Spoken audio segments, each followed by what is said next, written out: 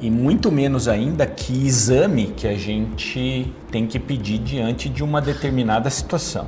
Porque são comentários, né? Obviamente, assim, um caso extremamente interessante, e eu vou entrar numa discussão parecida na sequência, mas é entrar na discussão não para assustar, mas para deixar, para a gente entender que a gente pode ter raciocínios um pouquinho mais simples, mais simplórios, que a gente não vai deixar de diagnosticar, tá? as doenças, se a gente tiver uma boa noção de qual exame pedir ou como seguir uma investigação, mesmo não sabendo diante de qual doença que eu vou estar. Então, aqui, nesse caso do Orlando, né, a gente vê lá exames do primeiro trimestre ok, e depois o que chamou atenção na avaliação do feto numa idade gestacional muito mais avançada foram calcificações vasculares. Feto não tem calcificação vascular, ponto, tá? Não é para o feto ter calcificação vascular. Se tiver calcificação em algum lugar, tá? Você tem que pensar em primeiro lugar, fazer uma triagem sorológica ampla, tá? Descartar qualquer tipo de infecção e depois pensar em doença genética. Então aqui a gente tem um achado que ele é muito peculiar, né? E o nosso raciocínio em medicina fetal ele tem que sempre levar isso em consideração. Depois o bebê ficou hidrópico, tá? Mas se eu for no OMIN, tá? No Online Mendelian Inheritance in Men, né? Que é a biblioteca de doenças genéticas que a gente vai procurar, ou no ClinVar, ou em outras bibliotecas genéticas, se eu digitar hidropsia, vai vir trocentas doenças. Eu não consigo filtrar, tá certo?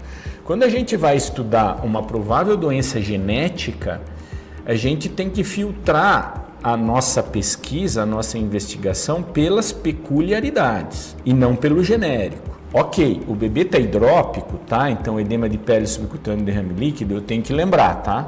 Tem que primeiro ver se o cara não está anêmico, né? Isso você vê no pico de velocidade sistólica da cerebral média, e se não tiver, ele não está anêmico por nada.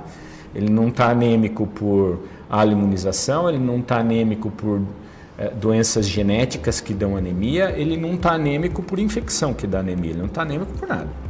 Okay? Nem por sangramento feto-materno, nem por Casabas-Mary, por nada, tá? Ele não está anêmico, acabou, tá? Porque se ele tiver anêmico hidrópico, o próximo passo é botar essa mulher para transfundir amanhã e você colhe o sangue do bebê antes para investigação genética de infecções e tudo mais. Mas não está anêmico, acabou, tá? Então, na sequência, né, da imunização, vem as não imunológicas, tem que pensar em doenças cardiocirculatórias.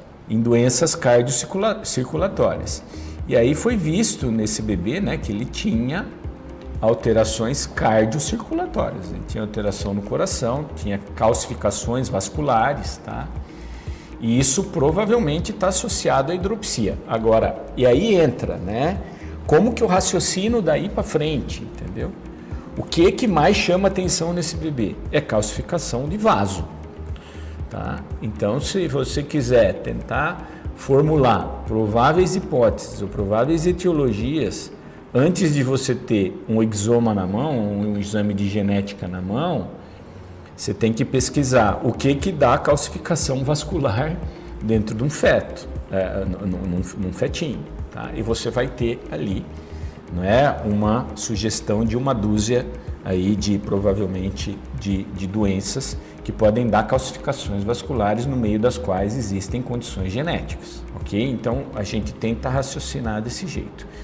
Então, sem a menor sombra de dúvida que aqui está um bebê hidrópico com calcificações vasculares, o exame é coletar o sangue, tá? E primeiro, sempre, né, a gente faz um PCR, que é um teste rápido, de 5 cromossomos, né? Para trissomia do 13, 18, 21, X e Y, porque de vez em quando a gente dá com a cara na parede, né? A gente acha que é alguma doença gênica, sai no exoma que o bebê tem síndrome de Down, quer dizer, aí você deu um tiro muito errado, né?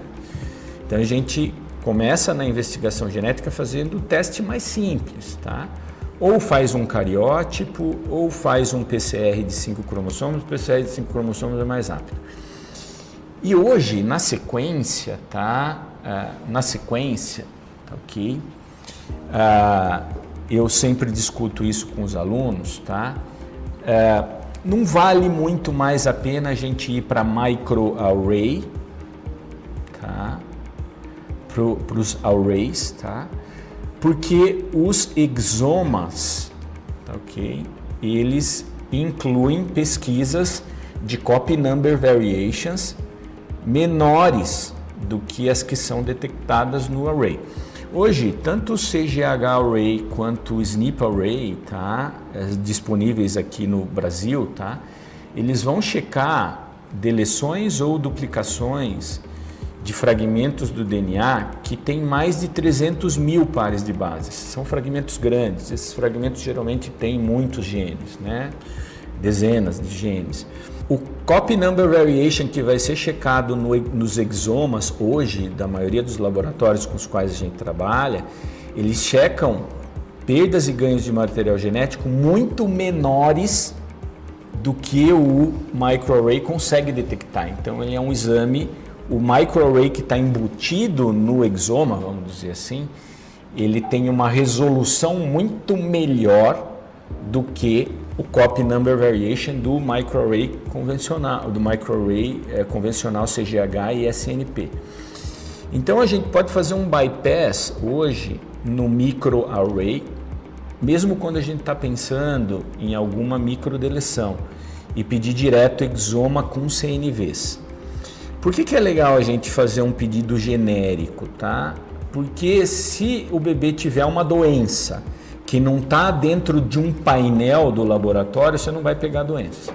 E você pode comer bola com isso. Então, os custos desses exames, eles são muito parecidos.